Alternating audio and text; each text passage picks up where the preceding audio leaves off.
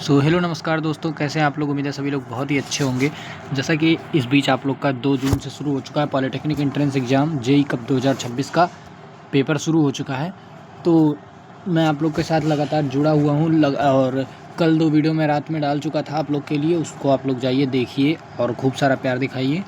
और मेरे भाई अभी 1 बजे फिर एक वीडियो शेड्यूल कर रखा हूँ, वो आप लोग देख लीजिएगा। और अभी भाई क्या है कि एक बंदे ने कमेंट किया था मेरे को कि पॉलिटेक्निक एंट्रेंस एग्ज़ाम का क्या है कि K2 ग्रुप के लिए मेरे को वीडियो चाहिए। जो K2 ग्रुप होती है ना मेरे भाई, वो लेटरल एंट्री के लिए होती है। K2 ग्रुप लेटरल एंट्री के लिए होती है, जिससे आप लोग सीधा सेकेंड ईयर में एडमिशन लेते हो। ओके, तो जिसको सेकेंड ईयर में एडमिशन लेना है वो पॉलिटेक्निक का फॉर्म K2 ग्रुप से भराए होंगे, और मेरे भाई K ग्रुप से भराए होंगे। और K में K2, K3, K4 ये सब अलग अलग ट्रेड का होता है। तो ये जो K2 की बात ये कर रहे हैं, ये मेरे भाई जिसने कमेंट किया है K2 की बात कर रहे थे, वो K2 मेरे भाई किसका, इलेक्ट्रिकल इंजीनियर का है। इलेक्ट्रिकल इंजीनियर का ट्रेड होता है K2। तो अगर आप K2 ग्रुप से फॉर्म को फिल करे होंगे तो आप सेकेंड ईयर इलेक्ट्रिकल इंजीनियर में जाएंगे, और इसके लिए आपको 10th+2 चाहिए होता है। ओके, तो बिना देरी किए हुए इस वीडियो में मैं आप लोग के लिए लाया हूँ ग्रुप K2 के लिए, जो कि लेटरल एंट्री के लिए होता है और इलेक्ट्रिकल इंजीनियरिंग ट्रेड है ये। और उसके लिए 30 इंपॉर्टेंट क्वेश्चन लेके आया हूँ, 30 इंपॉर्टेंट क्वेश्चन जो कि सीधा पेपर में आप लोग के फंसेंगे, सीधा पेपर में आप लोग के फंसेंगे। हाँ, तो 30 इंपॉर्टेंट क्वेश्चन की सीरीज़ लेके आया हूँ, इलेक्ट्रिकल इंजीनियरिंग के लिए है, और ये ग्रुप K2 वालों के लिए, लेटरल एंट्री के लिए। तो मेरे भाई थोड़ा कठिन होता है, लेकिन don't fear, semester skill is here. Okay, तो बिना देरी किए हुए शुरू करते हैं हम लोग। सबसे पहले तो हम लोग ब्लूप्रिंट देख लेते हैं कि ब्लूप्रिंट कहता क्या है इस वीडियो में। ब्लूप्रिंट जो आप लोग के लिए बनवा करके लाया हूँ मैं, और मेरे भाई किसी का कोई कॉपी नहीं है, ये PPT वगैरह मैं अपने से तैयार करता हूँ, PDF। ये परीक्षा पैटर्न का ब्लूप्रिंट जो है वो ये कह रहा है कि यह मॉक टेस्ट है, मतलब कि ये आप लोग का मॉक टेस्ट है। पेपर नवीनतम पाठ्यक्रम, मतलब नए पाठ्यक्रम के अनुसार तैयार किया गया है। ठीक है, इसमें क्या लिखा है कि 40% सामान्य शिक्षा, मतलब 40% फिजिक्स, केमिस्ट्री, मैथ का क्वेश्चन पूछा गया है, तथा 60% कोर ब्रांच के क्वेश्चन पूछे गए हैं। 60% कोर ब्रांच मतलब इसका कोर ब्रांच इलेक्ट्रिकल का, तो इलेक्ट्रिकल से रिलेटेड क्वेश्चन पूछा गया है। कोर ब्रांच मतलब इलेक्ट्रिकल इंजीनियर ट्रेड के महत्वपूर्ण प्रश्नों को शामिल किया गया है, जो परीक्षा में बार बार पूछे जाते हैं। तो यही कह रहा है कि 60% सामान्य PCM पूछा गया है, और 40% PCM पूछा गया है, और 60% इलेक्ट्रिकल इंजीनियरिंग से पूछा गया है, जो कि कोर ब्रांच होता है। तो ये भी लिखा है यहाँ पे, नवीनतम पाठ्यक्रम के अनुसार तैयार किया गया है। तो बिना देरी किए हुए हम लोग शुरू करते हैं फटाक से। सबसे पहले देख लेते हैं फिजिक्स का। फिजिक्स का क्वेश्चन दिया गया 30 क्वेश्चन और 30 इंपॉर्टेंट क्वेश्चन है। बिना देरी किए जल्दी हम लोग वीडियो को देखते हैं। और मेरे भाई जो भी कमेंट किया था बहुत अच्छा लगा, आप कमेंट किए, मैं आपके कमेंट करने पे ही ये वीडियो लेके आया हूँ। तो क्वेश्चन 1 क्या कह रहा है, यदि किसी परिपथ में प्रवाहित धारा दोगुनी कर दिया जाए तो उसमें उत्पन्न ऊष्मा पर क्या प्रभाव पड़ेगा। तो अगर किसी परिपथ में धारा का हम लोग दोगुना कर दिया जाएगा ना, तो उसमें जो हीट होता है ना मेरे भाई, वो 4 गुना हो जाता है। ऑप्शन नंबर C सही होगा, कि यदि किसी परिपथ में प्रवाहित धारा को दोगुना कर दिया जाए तो उसमें जो उत्पन्न ऊष्मा होगा वो 4 गुना हो जाएगा। ठीक है, क्वेश्चन नंबर 2 देखते हैं। क्वेश्चन नंबर 2 मेरे भाई क्या कह रहा है। हाँ, क्वेश्चन नंबर 2, एक अवतल दर्पण की फोकस दूरी 20 सेंटीमीटर है, इसकी वक्रता त्रिज्या क्या होगी। ये थोड़ा कठिन होगा क्योंकि आप लोग सीधे सेकेंड ईयर में जा रहे हो, तो कोई कठिन की जरूरत नहीं है, आप लोग बस ध्यान लगा के पढ़िए। क्वेश्चन क्या कह रहा है, एक अवतल दर्पण की फोकस दूरी 20 सेंटीमीटर है, इसकी वक्रता त्रिज्या ज्ञात कीजिए। तो सबसे पहले आप लोग लिख लो, जैसे कि R बराबर 2F होता है। फिर उसके बाद से तो R बराबर 2 गुणे फोकस दूरी 20 है, 20 बराबर 40 हो जाएगा। तो 40 कौन सा है, ऑप्शन नंबर मेरे भाई C सही हो जाएगा, 40 सेंटीमीटर। ओके, फार्मूला याद रखना, सूत्र जो है R बराबर 2F होता है। ठीक है, तो एक अवतल दर्पण की फोकस दूरी 20 सेंटीमीटर है, इसकी वक्रता त्रिज्या 40 सेंटीमीटर हो जाएगी। क्वेश्चन नंबर 3 क्या कह रहा है, विद्युत चुम्बकीय प्रेरण इलेक्ट्रोमैग्नेटिक इंडक्शन के सिद्धांत की खोज किसने की थी। सीधी बात है भाई, ये इलेक्ट्रिकल के लिए बहुत इंपॉर्टेंट क्वेश्चन है, इसको जान लो। विद्युत चुम्बकीय प्रेरण की खोज जो है ना, किसने की थी, माइकल फैराडे ने की थी। ये तो आप लोग क्लास 10th 11th में बहुत अच्छे से पढ़ के आ रहे होंगे, माइकल फैराडे ने की थी।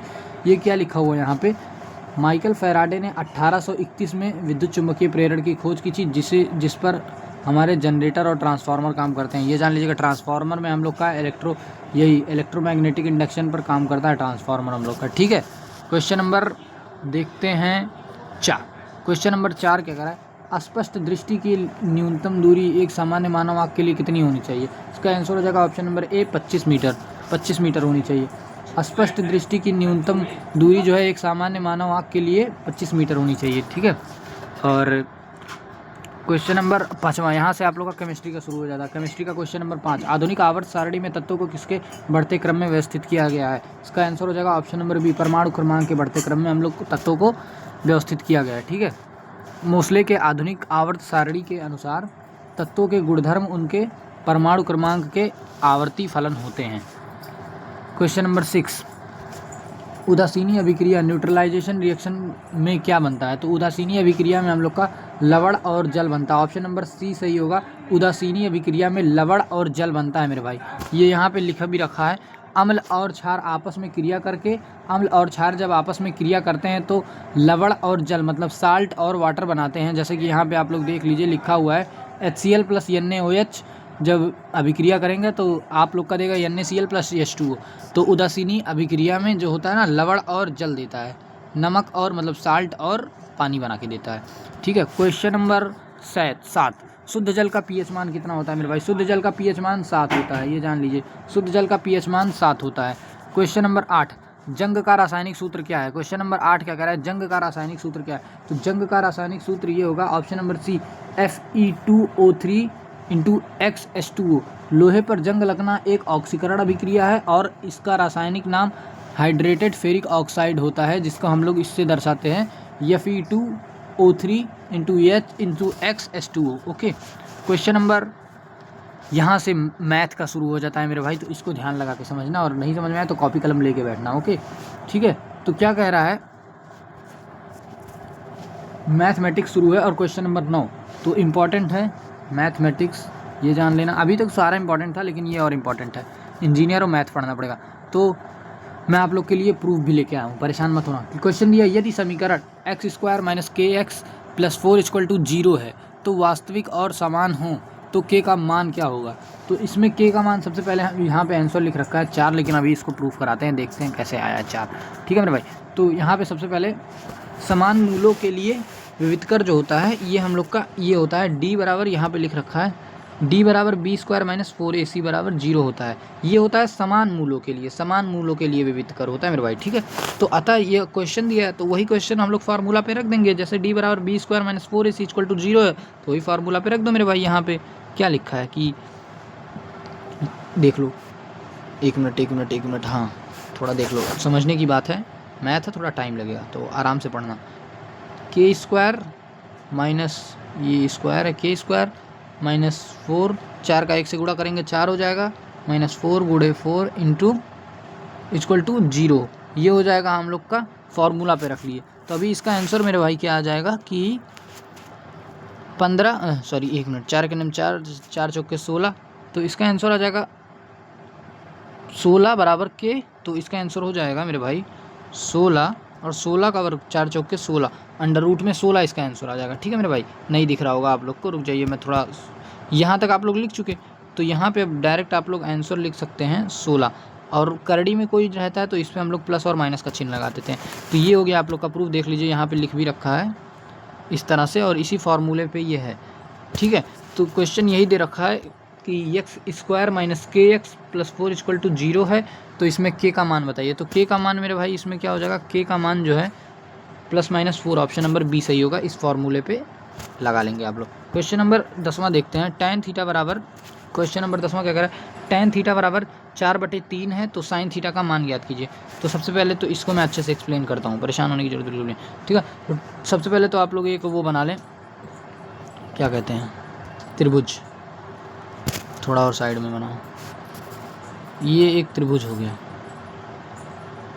ये एक त्रिभुज हो गया, ऐसे ही बना रहा हूँ, हाँ रुको, आराम से बढ़िया सा बनाते हैं एक त्रिभुज आप लोग के लिए।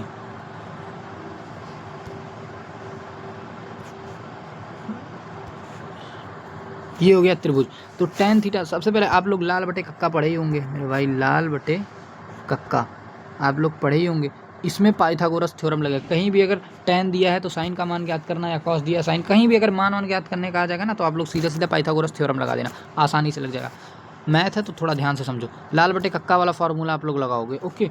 तो यहाँ पे tan बराबर क्या होता है, देखो सबसे पहले तो साइन बराबर लंब बटे कर्ण, कॉस बराबर आधार बटे कर्ण, साइन कॉस टेन बराबर होता है लंब बटे आधार। तो मेरे भाई इसमें से लंब हम लोग का क्या हो जाएगा, लंब हो जाएगा 4 और आधार हो जाएगा हम लोग का 3। लंब बटे आधार ये हो गया हम लोग का tan की वैल्यू, यही तो दे रखा है यार, आप लोग खुद देख लो मेरे भाई। tan थीटा बराबर क्या दिया है, tan थीटा बराबर दिया है 4/3, यही तो दिया है tan थीटा बराबर। तो tan थीटा बराबर ये होता है फार्मूला में लंब बटे आधार, ये तो आप लोग जानते होंगे। तो त्रिभुज में जो है हम लोग का लंब हो जाएगा 4, लंब हो जाएगा 4 और आधार हो जाएगा 3। तो 4 और ये हो गया आप लोग का ए, थोड़ा रुक जाओ यार, बहुत ज़्यादा कन्फ्यूजन हो जाएगा। वैसे मैं अभी फार्मूला समझ गए ना, अब आप लोग को थोड़ा ट्रेंगल बना के बढ़िया समझाता हूँ। ये हो गया आप लोग का क्या, ट्रेंगल, ये आप लोग का मेरे भाई ट्रेंगल हो गया। क्या है 4 और आधार और लंब आप लोग तो समझ गए ना क्या क्या है, ये लंब होता है और ये आधार होता है और ये कर्ण होता है। तो अभी मेरे भाई थोड़ा मैथ है इसीलिए टाइम लगेगा, तो ध्यान से समझना। ए बी और ये हो जाएगा सी। पाइथागोरस थ्योरम लगाते हैं हम लोग, क्या होता है कि कर्ण स्क्वायर बराबर लंब स्क्वायर प्लस आधार स्क्वायर। तो ए बी बराबर हम लोग का कर्ण का स्क्वायर बराबर हो जाएगा क्या, ए बी बराबर हो जाएगा मेरे भाई B C square plus A C square, B C square plus A C square, B C square plus A C square. ठीक है, तो अभी ए बी का मान तो पता नहीं, ए बी का मान हम लोग पता कर लेंगे। तो बी सी स्क्वायर का मान क्या है, बी और सी का मान 3 है और 3 का स्क्वायर करेंगे तो 3 त्रिक का 9, प्लस ए सी स्क्वायर का मान क्या है 4 और 4 का स्क्वायर करेंगे 4 चौक के 16। तो 16 9 होता है हम लोग का 25, 16 9 होता है मेरे भाई हम लोग का कितना 25। ठीक है, 16 9 25। तो अभी यहाँ पे ए बी स्क्वायर की वैल्यू आ गई 25। तो अभी यहाँ से जब हम लोग ए बी स्क्वायर जो है ना, ए बी स्क्वायर की वैल्यू 25 आ गई, तो अब क्या करेंगे, जब यहाँ से स्क्वायर हम लोग हटाएंगे तो 25 पे हम लोग का रूट लग जाएगा। ठीक है, तो अब 25 पे रूट की वैल्यू क्या होती है 5, रूट में 25 की वैल्यू होती है 5। तो इससे हम लोग का क्या निकल गया कि इससे मेरे भाई इसकी कर्ण की वैल्यू निकल गई, कर्ण की वैल्यू निकल गई। ठीक है, कर्ण की वैल्यू निकल गई, तो कर्ण की वैल्यू आ गई हम लोग की 5। तो अब फिर से वही लाल बटे कक्का, लाला और कक्का को बुलाओ, लाल बटे कक्का। और जो इंग्लिश मीडियम वाले होंगे वो तो जानते होंगे, पंडित बद्री प्रसाद हर हर बोले, लाल बटे कक्का। तो हम लोग को क्या tan दिया है, तो tan बराबर होता है लंब बटे आधार, लंब की वैल्यू क्या है 4 और आधार की वैल्यू क्या है 3, और इसी से हम लोग निकाल दिए कर्ण की वैल्यू। अब साइन की साइन ये होता है हम लोग का tan का, ये होता है हम लोग का cos का, और ये होता है हम लोग का साइन का। तो साइन का होता है लंब बटे कर्ण, तो लंब क्या हम लोग का 4 दिया है और कर्ण क्या हम लोग का 5 दिया है। तो इसका आंसर हो जाएगा हम लोग का 4/5। अभी आप लोग देख लेना 4/5। ये देखो, यदि tan थीटा बराबर इतना 4/3 है तो साइन थीटा का मान ज्ञात कीजिए। साइन थीटा का मान हो जाएगा option number B 4/5। Pythagoras theorem के जरिए बहुत बढ़िया से समझाया हूँ, आप लोग को समझ में आ गया होगा। तो यही तो ये भी लिख रखा है मेरे भाई, tan थीटा बराबर लंब बटे आधार 4/3। तो पाइथागोरस प्रमेय से कर्ण का स्क्वायर पर ये कर दिया है 4 का स्क्वायर प्लस 5 का स्क्वायर करके 5 मैं भी लाया था, 25 का वर्क करेंगे तो 5 आ गया था। फिर साइन थीटा बराबर लंब बटे कर्ण और 4/5, यहाँ पे ये आंसर ले करके आ गया था। ठीक है, तो आई होप आप लोग को ये क्वेश्चन समझ में आया होगा। आसान है, बस थोड़ा फार्मूला याद करना होता है मैथ में और कुछ नहीं। ये फार्मूला बेस्ड क्वेश्चन है, ये इंपॉर्टेंट क्वेश्चन है, इस पर आप लोग स्टार बना लो, इंपॉर्टेंट क्वेश्चन। ये क्या लिखा है कि बिंदु 2 3 और 4 1 के बीच की दूरी क्या होगी। सबसे पहले हम लोग को दूरी का सूत्र लगाना होगा, डिस्टेंस बराबर x2 - x1 का होल स्क्वायर अंडर रूट में रहेगा प्लस y2 - y1 का होल स्क्वायर। ये हो जाएगा हम लोग का, देखो स्क्रीन छोटी है इसलिए आप लोग को समझा दे रहा हूँ। सबसे पहले तो क्या हो जाएगा x2 x1, फिर से x2 x1, फिर क्या हो जाएगा y2 और y1। क्या देखो, जो पहले आया x1 हो जाएगा ये और x2 हो जाएगा ये, फिर y1 हो जाएगा ये, y2 हो जाएगा ये। समझ में आया। और फार्मूला हम लोग का क्या कह रहा है, ये दे रखा है, डिस्टेंस इक्वल टू फार्मूला दिया है x2 - x1 का whole square plus y2 - y1 का होल स्क्वायर करड़ी में, ये दे रखा है अंडर रूट में लगा है, अंडर रूट में। मैं रुक जाओ, ये तो समझ में आ गया फार्मूला, एक बार फिर से लिख करके आप लोग को बता दे रहा हूँ। x2 एक मिनट, हाँ क्या है x2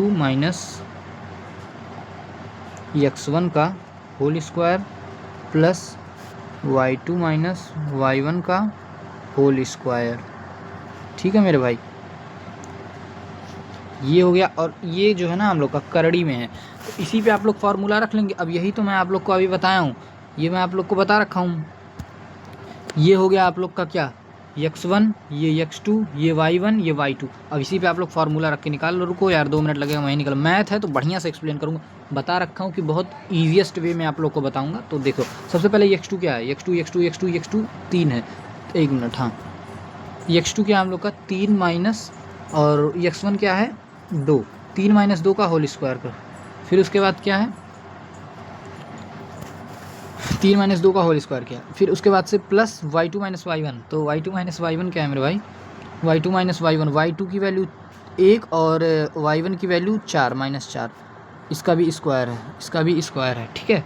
तो देख लो फॉर्मूला पे, सबसे पहले 3 में से 2 जाएगा, 1 बचेगा, और 1 का स्क्वायर 1 ही होता है, फिर प्लस 1 में से 4 जो होता है, 1 में से 4 जाएगा तो बचेगा कितना आपका -3, और -3 का स्क्वायर करेंगे तो 9, 3 त्रिक का 9 हो जाएगा, और माइनस माइनस प्लस हो जाएगा, ठीक है। तो प्लस 9, 9 1 10 हो जाएगा, कितना हो जाएगा 10। 1 मिनट, थोड़ा गलत हो गया क्या कहीं पे यार, एक्चुअली क्या है ना, स्क्रीन छोटा है तो थोड़ा समझने में भी कन्फ्यूजन हो जा रही है। क्या है कि जल्दी ही आप लोग के लिए बड़ी स्क्रीन पे पढ़ाऊँगा, आप लोग सपोर्ट करते रहिए। क्वेश्चन में मेरे भाई क्या दे रखा है, देखो y2 की वैल्यू क्या है 1, और y1 की वैल्यू क्या है 4। 1 में से 4 जाएगा, रुको यार यहीं पे तो हम लोग गलत कर दिए हैं, 1 मिनट, 3 में से 2 गया 1, और 1 का स्क्वायर 1 ही होगा, यहाँ पे प्लस लगाओ, और 3 में से 4 जाएगा तो सॉरी 1 में से 4 जाएगा यहाँ पे, 1 में से 4 जब जाएगा यहाँ पे तो कितना बचेगा, माइनस का 3 बचेगा, और माइनस का 3 स्क्वायर जब करेंगे तो 3 त्रिक का 9 हो जाएगा, और 9 जो होगा हम लोग का, अब यहाँ से मान लो स्क्वायर हटा दिए तो अभी यही 9 प्लस में हो जाएगा, तो 9 1 10, यही तो बात पड़ा यार, वही तो मैं आप लोग को बताऊँ, सही है सही है सही है सही है सही है, 10 हो जाएगा। अब यही 10 क्या है हम लोग का करड़ी में है, अब 10 जो है करड़ी में है मेरे भाई, तो करड़ी में 10 को जब हम लोग तोड़ेंगे, ये क्या दे रखा है यार, कुछ गलत किया हूँ क्या मैं यहाँ पे, d बराबर 4 माइनस 2 का whole, 1 minute x2 minus x1, तो x2 और ये हो गया x1, 1 minute sorry sorry sorry sorry sorry sorry, I am so sorry, I am so sorry, I am so sorry, I am so sorry, sorry sorry sorry, एक गलती हो गई, अरे मैं चेक कर रहा था आप लोग को, सॉरी सॉरी सॉरी। चलो भाई मज़ा करके पढ़ते हैं, देखो x2 माइनस ये गलत हो गया, 1 मिनट, क्या है कि x ये हो गया हम लोग का x2, और ये हो गया हम लोग का x1, ठीक है, x1 x2 y1 y2 इस तरह से है, सुनो सुनो सुनो सुनो, अब आ जाएगा आंसर। क्या है कि सबसे पहले मान लिख दो, x1 बराबर 2, और x2 बराबर क्या है, x2 बराबर 4, x1 बराबर 2, x2 बराबर 4। इसी तरह से y1 बराबर क्या है, y1 बराबर 3, और y2 बराबर क्या है मेरे भाई, y2 बराबर है हम लोग का 1, ठीक है, y2 बराबर हम लोग का 1 है। ये हो गया, समझ में आया कि नहीं, देखो देखो फिर से समझा दे रहा हूँ, x1 और y1, ठीक है, x1 बराबर 2, y1 बराबर 3, और x2 बराबर 4, और y2 बराबर 1, सॉरी सॉरी सॉरी जो गलती हुआ था यही सही है, हाँ, x1 बराबर 2, y1 बराबर 3, x2 बराबर 4, y2 बराबर 1, ये हो गया हम लोग का। और बस इसी हिसाब से आप लोग फार्मूले में रख दो, और कुछ नहीं करना है। तो इसी को जब आप लोग यहाँ पे फार्मूले में रखोगे ना मेरे भाई, फिर से मैं फार्मूला, ये तो आप लोग समझ गए मान, अब फिर से मैं फार्मूले में रखता हूँ, फार्मूला क्या कह रहा है, देखो फार्मूला क्या कह रहा है, ये फार्मूला आप लोग देख लो, फिर से फार्मूला लिखूँगा नहीं क्योंकि स्क्रीन छोटी है ऑलरेडी, थोड़ा एडजस्ट करिए, एक्सप्लेनेशन को समझिए, बस कॉन्सेप्ट समझिए। सबसे पहले क्या रखा, x2 माइनस x1 का होल स्क्वायर, तो हम लोग का क्या था, x2 x1 y1 और देखो यार फिर से बता दे रहा हूँ आप लोग को ताकि आसानी रहे पढ़ने में, x1 y1 x2 y2, okay. तो अभी मेरे भाई क्वेश्चन क्या कह रहा है, x2 माइनस x1 का होल स्क्वायर, तो x2 क्या है 4 माइनस 2 का whole square, plus y2 minus y1 का होल स्क्वायर, तो y2 1 माइनस 3 का होल स्क्वायर, 1 माइनस 3 का होल स्क्वायर। अब देखो सही है, अभी सही आंसर आ जाएगा, और ये हम लोग का अंडर रूट में रहेगा, ठीक है, ये अंडर रूट में रहेगा। अब 4 में से 2 जाएगा तो कितना बचेगा, 4 में से 2 जाएगा 2 बचेगा, और 2 का स्क्वायर होता है हम लोग का 4, फिर यहाँ पे प्लस 1 में से 3 जाएगा, तो 1 में से 3 जाएगा तो हम लोग का बचेगा 2, और 2 का स्क्वायर होता है 4। अब 4 और 4 होता है 8, और यहाँ पे करड़ी लगा देंगे हम लोग 8, ओके। तो अभी 8 की वैल्यू क्या हो जाएगी हम लोग को, 8 की वैल्यू आ जाएगी 2 अंडर रूट 2, और यही आंसर हो जाएगा आप लोग का, इसी फार्मूले पे बेस्ड है। फार्मूला याद रख लो मेरे भाई, फार्मूला याद रखना बहुत ज़रूरी है। तो डिस्टेंस के लिए अगर दूरी के लिए फार्मूला पूछता है तो x2 माइनस x1 का whole square plus y2 minus y1 का होल स्क्वायर हो जाएगा y2 माइनस y1 का होल स्क्वायर हो जाएगा अंडर रूट में, ठीक है। तो इसका आंसर हम लोग का आ गया है क्या, आंसर आ गया हम लोग का ऑप्शन नंबर बी 2√2, ठीक है। जब बिंदु इंदु याद करने का दिया है तो इससे आप लोग ये वाला फार्मूला लगाएंगे और ये आंसर आ जाएगा। रटने वाला चीज़ नहीं है, मैथ समझने वाली चीज़ें हैं। K2 ग्रुप के लिए मोस्ट इंपॉर्टेंट क्वेश्चन ये मेरे भाई K2 ग्रुप के लिए है और मोस्ट इंपॉर्टेंट क्वेश्चन की सीरीज है, हल्के मत लेना किसी प्रश्न को। देखो मैथ है तो थोड़ा टफ हुआ है। क्या लिखा है, श्रेणी 2, 7, 12 का 10वां पद ज्ञात कीजिए। दो श्रेणी में है 2, 7 और 12 का हम लोग को 10वां पद ज्ञात करना है। ओके, 10वां पद ज्ञात करना है। तो इसका हम लोग को सबसे पहले क्या लिखा है यहाँ पे आप लोग समझिए। यहाँ प्रथम पद a बराबर 2 सार्व अंतर d बराबर 7 - 2 = 5 हो जाएगा। तो हम लोग यहाँ पे सबसे पहले सूत्र लगाएंगे Tn बराबर a + n - 1 इंटू डी के फार्मूले से। जब यहाँ पे सूत्र लगाएंगे तो ये जब आप लोग यहाँ पे रखेंगे 2 + 10 - 1 × 5 बराबर 2, फिर गुणे 2 + 9 × 5 बराबर आंसर आ जाएगा इसका 47। आप लोग कैलकुलेशन कर लेना, ये वाला फार्मूला लगेगा, याद रख लेना ये वाला फार्मूला लगेगा, ठीक है, ये वाला फार्मूला। तो इसका आंसर आ जाएगा क्या, ऑप्शन नंबर बी 47 इसका आंसर आ जाएगा। इसी फार्मूले पे है, इसी फार्मूले पे है मेरे भाई, इसी फार्मूले पे है, याद रख लेना फटाफट। अब मैथ हम लोग का ख़त्म हो गया, मैथ ख़त्म हो गया, अब टाइम ज़्यादा नहीं लगेगा, ठीक है, टाइम ज़्यादा नहीं लगेगा। याद रखना ये K2 ग्रुप के लिए है, लेटरल एंट्री वालों के लिए, जो सीधे सेकंड ईयर में जो बच्चे एडमिशन लेंगे। अभी यहाँ से आप लोग का शुरू होता है इलेक्ट्रिकल ट्रेड का मतलब कोर ब्रांच के लिए क्वेश्चंस, तो इसे ध्यान से समझिएगा। क्या लिखा है, क्वेश्चन नंबर 13वां क्या कह रहा है कि प्रतिरोध का मात्रक क्या है और इसे किस यंत्र से मापा जाता है। तो मेरे भाई प्रतिरोध का मात्रक जो होता है ओम, और प्रतिरोध को हम लोग ओम मीटर से मापते हैं। प्रतिरोध का मात्रक ओम होता है और इसे हम लोग ओम मीटर या मल्टीमीटर द्वारा मापा जाता है। प्रतिरोध का मात्रक ओम होता है और प्रतिरोध को हम लोग ओम मीटर से मापते हैं। ऑप्शन नंबर सी सही रहेगा।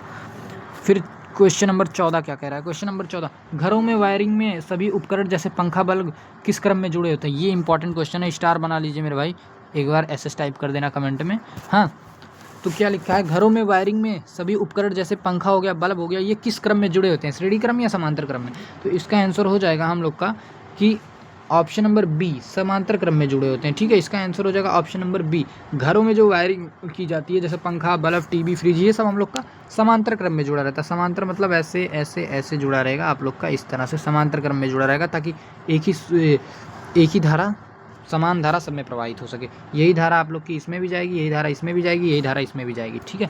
ये होता है हम लोग का समांतर क्रम, ये होता है हम लोग का समांतर क्रम। यहाँ पे लिख भी रखा है, समांतर क्रम में सभी उपकरण में समान वोल्टेज मिलता है, समान वोल्टेज मिलता है। इससे उपकरण खराब होने पर दूसरा बंद नहीं होता, अगर एक खराब होगा तो दूसरा बंद नहीं होगा, ठीक है। और ये भी जान लीजिए घरों में आने वाली जो वोल्टेज होती है 230 वोल्टेज होती है। क्वेश्चन नंबर 15वां भाई, बहुत ईजी वे में आप लोग को एक्सप्लेन कर रहा हूँ, अब क्या ही बताऊँ, इससे बढ़िया फिर और बेहतर करूँगा। बाकी अभी तो मुझे लगता है बहुत ईजी वे में एक्सप्लेन कर रहा हूँ, बच्चा भी समझ जाएगा। क्वेश्चन नंबर 15 क्या कह रहा है, किरचॉफ का धारा का नियम जो होता है, किरचॉफ करंट लॉ, KCL किसके संरक्षण पर आधारित होता है। ये भी इंपॉर्टेंट क्वेश्चन है। किरचॉफ का धारा का नियम जो होता है ना, ये हम लोग का आवेश संरक्षण के सिद्धांत पर आधारित होता है। ऑप्शन नंबर सी, किरचॉफ का धारा का नियम आवेश संरक्षण के सिद्धांत पर आधारित होता है, ठीक है। ये क्या लिखा है, किरचॉफ का धारा का नियम जो होता है KCL, किरचॉफ का धारा का नियम, किसी नोड पर आने वाली धाराओं का योग जो है जाने वाली धारा के योग के बराबर होता है। मैं ये कहता हूँ मेरे भाई, मान लीजिए ये जंक्शन है, ये आने वाली धारा बराबर जाने वाली धारा, बस सीधा सीधा याद रखो, आने वाली धारा बराबर जाने वाली धारा, आने वाली धारा बराबर जाने वाली धारा। किरचॉफ का करंट का नियम यही कहता है, ठीक है। तो ये जो होता है किरचॉफ का धारा का नियम आवेश संरक्षण के सिद्धांत पर आधारित होता है। क्वेश्चन नंबर 16वां देखते हैं, किरचॉफ का वोल्टता का नियम किस पर आधारित होता है। किरचॉफ का वोल्टता का नियम किस संरक्षण पर आधारित होता है। तो किरचॉफ का वोल्टता का नियम जो है ना हम लोग का ऑप्शन नंबर बी सही हो जाएगा, ऊर्जा संरक्षण के सिद्धांत पर याद होगा, कंफ्यूज आइएगा मत। किरचॉफ का करंट का नियम किस पे आधारित होता है मेरे भाई, किरचॉफ का करंट का नियम हम लोग का इस पर आवेश संरक्षण के सिद्धांत पर आधारित होता है, और किरचॉफ का वोल्टता का नियम जो होता है हम लोग का ऊर्जा संरक्षण के सिद्धांत पर आधारित होता है। ये आप लोग जान लीजिएगा, ऊर्जा संरक्षण के सिद्धांत पर आधारित होता है। KVL मतलब किरचॉफ वोल्ट्स लॉ में किसी बंद लूप में कुल वोल्टेज ड्रॉप और EMF का योग शून्य होता है, तब ऊर्जा संरक्षण पर आधारित होता है। मतलब इसको मैं समझा देता हूँ, मान लो ये लूप है, इसमें आप लोग का रेजिस्टेंस लगा है, ठीक है। ये थोड़ा स्क्रीन छोटी है इसलिए बनाने में दिक्कत होती है, जल्दी बड़ी स्क्रीन लाऊंगा आप लोग के आशीर्वाद से। हाँ, तो किरचॉफ का वोल्टता का नियम ये कहता है किसी बंद परिपथ में बहने वाली धारा और वोल्टेज किसी बंद परिपथ में बहने वाली वोल्टेज और प्रतिरोध का जो होता है ना मान सदैव बराबर रहता है, मान सदैव शून्य के बराबर होता है।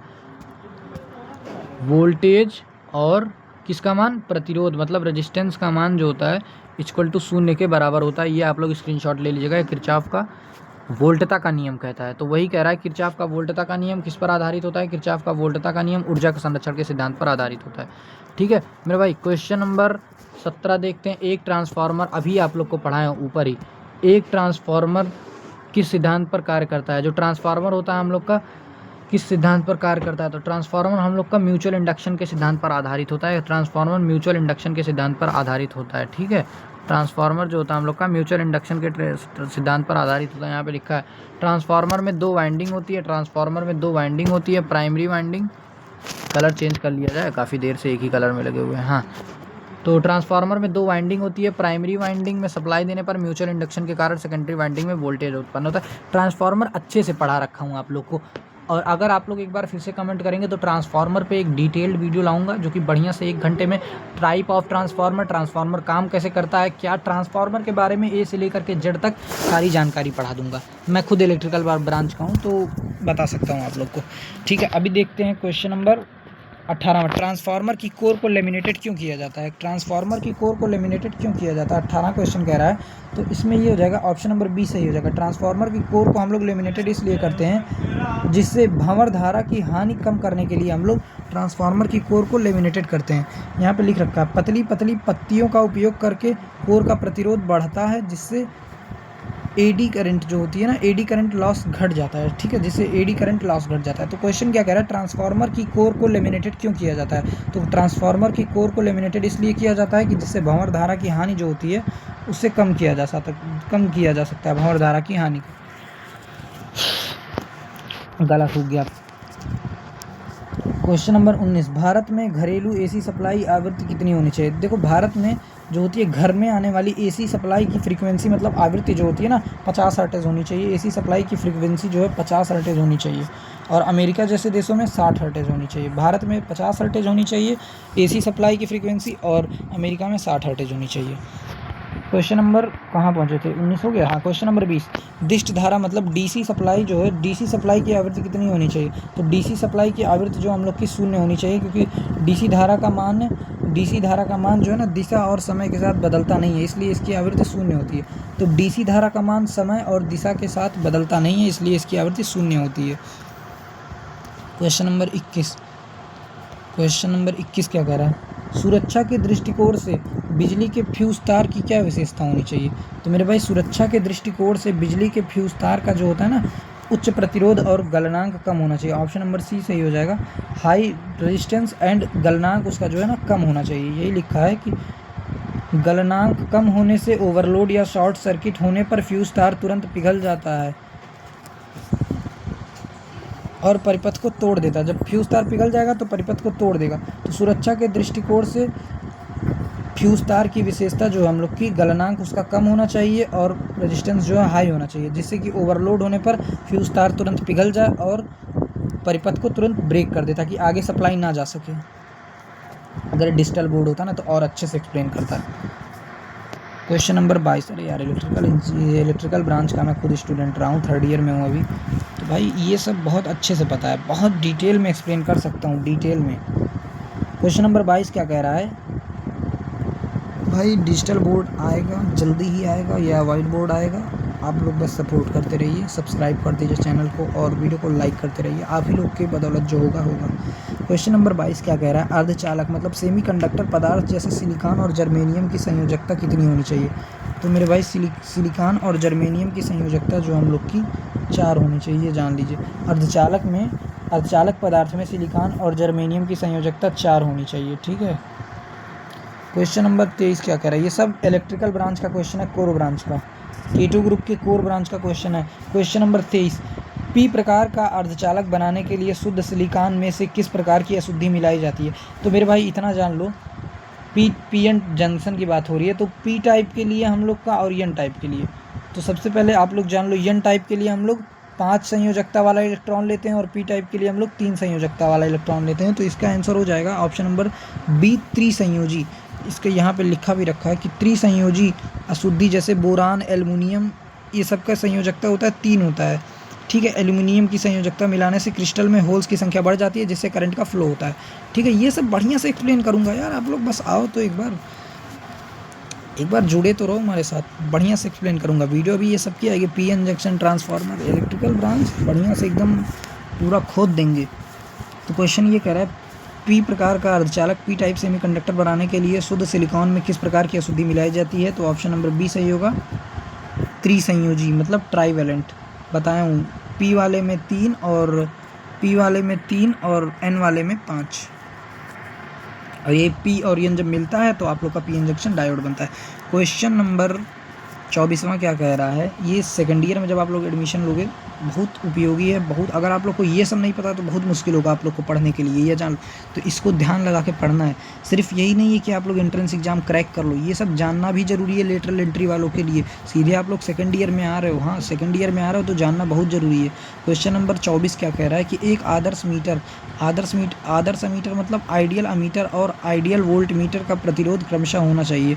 तो इसका प्रतिरोध जो है ना हम लोग का शून्य और अनंत होना चाहिए। इसका ऑप्शन हो जाएगा हम लोग का ऑप्शन नंबर ए, यहाँ पे लिख रखा है कि अमीटर को सीरीज में जोड़ा जाता है इसलिए उसका प्रतिरोध शून्य होना चाहिए, और वोल्ट मीटर को पैरेलल जुड़ता है इसलिए इसका प्रतिरोध अनंत होना चाहिए। तो वोल्ट मीटर जो हम लोग का सीरीज में जुड़ता है, अमीटर जो हम लोग का सीरीज में जुड़ता है और वोल्ट मीटर जो हम लोग का पैरेलल में जुड़ता है।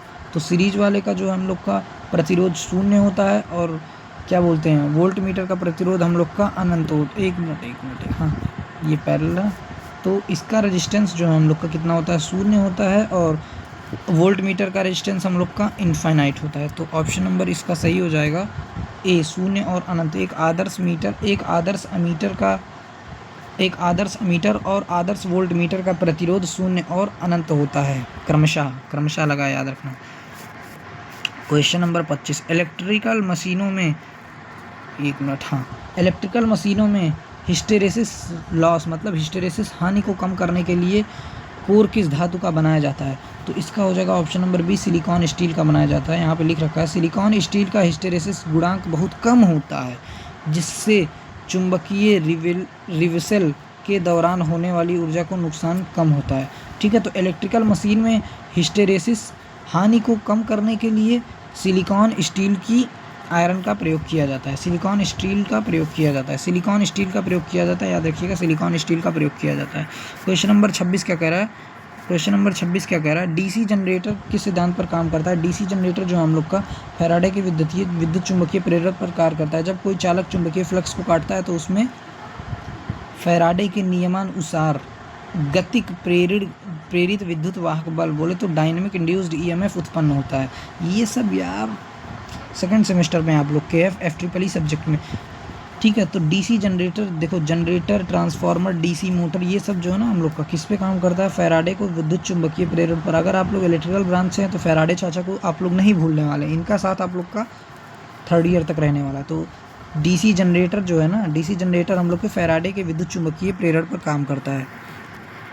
क्वेश्चन नंबर 27, बस खत्म होने वाला है वीडियो, बहुत डिटेल में समझाएं इसीलिए वीडियो लंबी जा रही है। और मैथ में तो आप लोग का टाइम लगा ही है क्योंकि एक एक सवाल प्रूफ करके बता रहा था। क्वेश्चन नंबर 27 क्या कह रहा है, डीसी मोटर में आर्मेचर के घूमने की दिशा को ज्ञात करने के लिए किस नियम का प्रयोग किया जाता है? तो फ्लेमिंग के दाएं हाथ का और बाएं हाथ का नियम आप लोग पढ़े होंगे, तो बस उसी में से एक है कि फ्लेमिंग के बाएं हाथ का नियम का हम लोग प्रयोग करते हैं, फ्लेमिंग के लेफ्ट हैंड रूल का प्रयोग करते हैं। तो डीसी मोटर में आर्मेचर के घूमने की दिशा को ज्ञात करने के लिए हम लोग किसका, फ्लेमिंग के बाएं हाथ का प्रयोग करते हैं। ठीक है, जिससे मोटर के लिए दाएं हाथ का, मोटर्स के लिए दाएं हाथ का, और किसके लिए, ये क्या लिखा है भाई, ये पीपीटी गलत बना है क्या? एक मिनट देख लो मैं ज़रा। फ्लेमिंग के बाएं हाथ का नियम मोटर्स के लिए और दाएं हाथ का नियम जनरेटर के लिए उपयोग होता है। पीपीटी सही है, ठीक है, पीपीटी वही तो कह रहा हूँ, पीपीटी थोड़ी ना गलत लाऊंगा मैं। फ्लेमिंग के बाएं हाथ का नियम हम लोग मोटर के लिए करते हैं और फ्लेमिंग के दाएँ हाथ का नियम हम लोग जनरेटर के लिए करते हैं। इस बात को दिमाग में बैठा लीजिए आप लोग। क्वेश्चन नंबर 28वां क्या कहता है, ट्रांजिस्टर के विकास के क्रम में जेफिट और मॉसफेट में किसका विकास पहले हुआ था? ट्रांजिस्टर आप लोग जानते होंगे, ट्रांजिस्टर ये आप लोग का ट्रांजिस्टर जो होता है ना हम लोग का, ट्रांजिस्टर हम लोग का एक एक्टिव कंपोनेंट्स होता है। तो ट्रांजिस्टर के विकास के क्रम में जेफिट और मॉसफेट का में किसका विकास पहले हुआ था? जेफिट का पूरा नाम होता है जंक्शन फील्ड इफेक्ट ट्रांजिस्टर और मॉसफेट का नाम होता है metal oxide semiconductor field effect transistor. ठीक है, एफईटी का पूरा नाम होता है फील्ड इफेक्ट ट्रांजिस्टर और जेफिट का पूरा नाम होता है जंक्शन फील्ड इफेक्ट ट्रांजिस्टर। यहाँ पे लिखा भी है, जेफिट का पूरा नाम जंक्शन फील्ड इफेक्ट ट्रांजिस्टर और मॉसफेट का पूरा नाम metal oxide semiconductor field effect transistor होता है। तो ये लिखा भी हुआ है कि ट्रांजिस्टर के विकास में जेफिट और मॉसफेट में से जेफिट पहले आया था और उसके बाद इनपुट प्रतिबाधा मॉसफेट का विकास हुआ था। तो इतना जान लो, पहले जेफिट आया था, ये फर्स्ट पे लिखो, और उसके बाद से हम लोग का मॉसफेट आया था, इसको हम लोग सेकंड पे कर देंगे। ठीक है, पहले जेफिट आया, उसके बाद मॉसफेट आया था। क्वेश्चन नंबर 29वां क्या कह रहा है? पावर फैक्टर का अधिकतम मान कितना होता है? तो मेरे भाई पावर फैक्टर का अधिकतम मान क्या होता है? ऑप्शन नंबर सी इकाई 1 होता है पावर फैक्टर का अधिकतम मान। पावर फैक्टर का पीएफ का अधिकतम मान इकाई 1 होता है। यहाँ पे लिखा भी हुआ है, आप लोग देख लो। पावर फैक्टर कॉस थीटा होता है। कॉस थीटा को ही हम लोग पावर फैक्टर कहते हैं, जिसका अधिकतम मान 1 होता है। जो शुद्ध प्रतिरोधी सर्किट होता है, जो शुद्ध प्रतिरोधी सर्किट होता है, ये जान लीजिएगा, ये शुद्ध प्रतिरोधी मतलब प्योर रेजिस्टिव सर्किट होता है। फिर से क्वेश्चन पढ़ लीजिए क्या लिखा है। एक पावर फैक्टर का अधिकतम मान कितना हो सकता है? तो एक पावर फैक्टर का अधिकतम मान 1 होता है। एक पावर फैक्टर का अधिकतम मान 1 होता है, ऑप्शन नंबर सी सही होगा। पावर फैक्टर कॉस थीटा होता है, जिसका अधिकतम मान 1 होता है, जो शुद्ध प्रतिरोधी मतलब प्योर रेजिस्टिव सर्किट होता है। लास्ट क्वेश्चन है मेरे भाई, गला सूख गया बोलते बोलते, इतनी मेहनत कर रहा हूँ, 1 लाइक तो बनता है आप लोग का। क्वेश्चन नंबर 30 क्या कहता है? गीले मानव शरीर का विद्युत प्रतिरोध लगभग कितना होता है? आप लोग सुने होंगे गीले रहो तो करंट तेज लगता है, इसीलिए गीले चीज़ों को लाइट्स के दूर रहना चाहिए। तो यहाँ पे क्या लिखा है? गीले मानव शरीर का विद्युत प्रतिरोध कितना होता है? तो गीले मानव शरीर का विद्युत प्रतिरोध होता है हम लोग का 1000 ओम, जो कि ऑप्शन नंबर बी सही हो जाएगा, 1000 ओम। ठीक है, ओम को हम लोग ऐसे दर्शाते हैं। तो ठीक है, गीले मानव शरीर का विद्युत प्रतिरोध जो होता है हम लोग का 1000 ओम होता है, 1000 ओम होता है।